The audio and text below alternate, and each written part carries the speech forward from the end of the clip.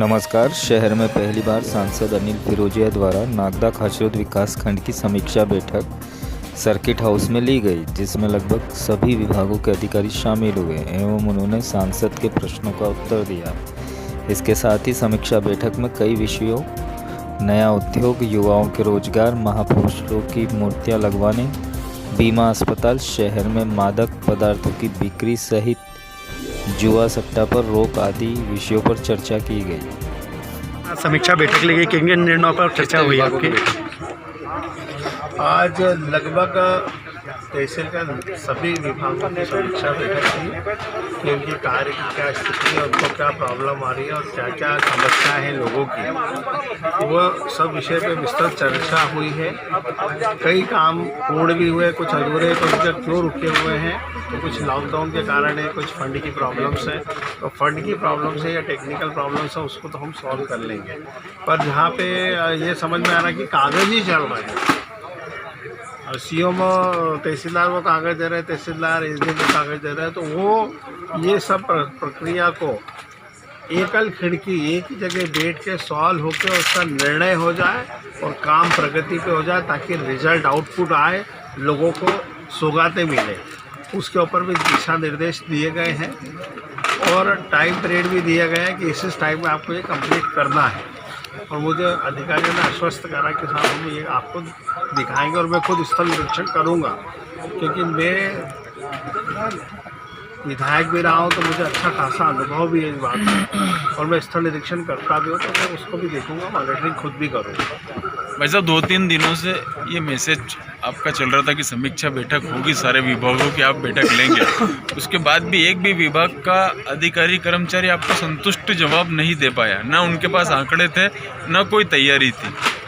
नहीं, तैयारी थी, लेकिन उनको ये नहीं मालूम था कि मैं क्या पूछने वाला। नहीं, पर वो तो अपडेट रहना चाहिए ना, उनको अपडेट रहना चाहिए, लेकिन उनकी पहली बैठक थी और उनकी भी पहली बैठक है, तो उनको गाइडेंस। बहुत सारे ऐसे अधिकारी थे भाई साहब जो सालों से हैं यहाँ, उनको बताना ही पड़ेगा। आप एक बार मैं आपसे एक प्रति प्रश्न पूछता हूँ कि कितने बार सांसद ने आके समीक्षा बैठक ली? भाई साहब, यहाँ हमने तो कई बैठकें की है सांसद। हाँ, एक बार पहले ली थी शायद, चिंतामणि मालवीय जी ने ली थी, मालवीय जी ने ली थी जब हम आए थे। पर अभी एक भी विभाग जो पुराने अधिकारी लेके, क्योंकि हमको हमारे माननीय प्रधानमंत्री जी का सीधा निर्देश है कि जितनी भी केंद्र की और प्रदेश की योजना है वो जनता तक, आखिरी पंक्ति के आखिरी व्यक्ति तक उसको लाभ मिल जाए, हितकारी, उसका हम प्रयास करेंगे। और यही इसीलिए हमने ये बैठकें चालू करी है। और तहसील स्तर अभी जिला स्तर पे हुई है, तो तहसील स्तरों पर भी हम जा रहे हैं और इसकी मॉनिटरिंग हम खुद करेंगे। आपको बहुत अच्छा रिजल्ट मिल रहा है। विशेष चर्चा क्या थी सर बैठकों को लेकर? विशेष चर्चा जो रुके हुए काम है वो प्रगति से आ जाए, और जो बाधाएं आ रही है उसकी समस्या को दूर कर उन बाधाओं को हटाया जाए, और ताकि हमारे को लोगों को उसका लाभ मिल जाए। दूसरा, कई छोटे छोटे ऐसे विषय, मतलब विषय बड़े हैं लेकिन समस्याएं बहुत छोटी थी, जिनको वो आपस के कोऑर्डिनेशन के अभाव में ही वो तो नहीं हो पा रही थी, वो भी समन्वय बना के उनको सॉल्व करना और काम को आगे बढ़ाना।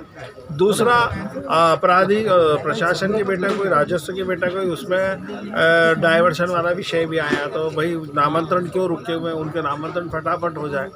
जिनके नाम डाइवर्शन हो चुके हैं उनसे वापस से डाइवर्शन मांगना, कहाँ करना है। तो ये ऐसी छोटी छोटी समस्या है। फिर शराब बिक रही है आपके यहाँ पे मेरे को कई बार शिकायत आ रही थी कि अवैध शराब बिक रही है और जुआ सट्टा हो रहा है, तो उसके ऊपर भी मैंने बोला है कि सख्त से सख्त कार्रवाई कीजिए। आपके यहाँ पे वो डायरी सिस्टम से शराब गांव में बट रही है, ये बायोलॉजी नहीं है जबकि आबकारी का। ये सब बातों का लोग पर है।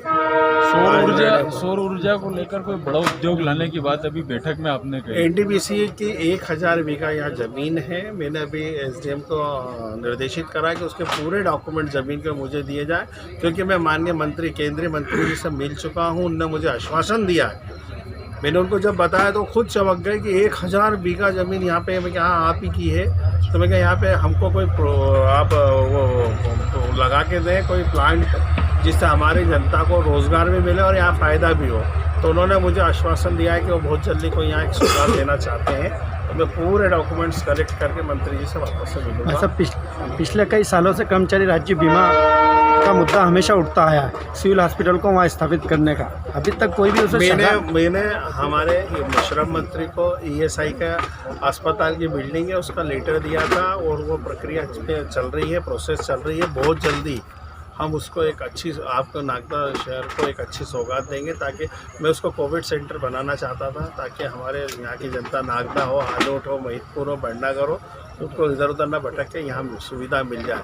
और मैं उस प्रयास में लगा हूँ और बहुत जल्दी मैं यहाँ पे ये सुविधा यहाँ पे दूँगा। ऐसा हमेशा रोजगार संबंधी मुद्दा भी उठता आया है।